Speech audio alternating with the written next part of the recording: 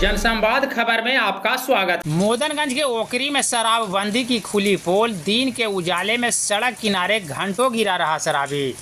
दरअसल मोदनगंज प्रखंड के ओकरी ओपी क्षेत्र के चरुई गांव के समीप सड़क किनारे घंटों शराबी गिरा रहा, लेकिन उसकी सुध लेने वाला कोई नहीं मिला।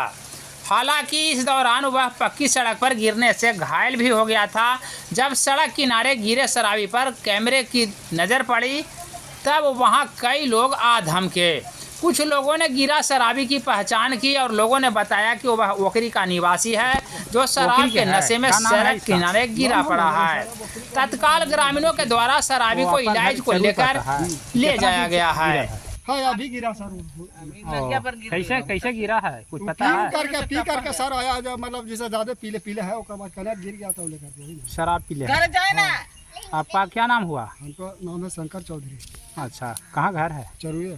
ठीक।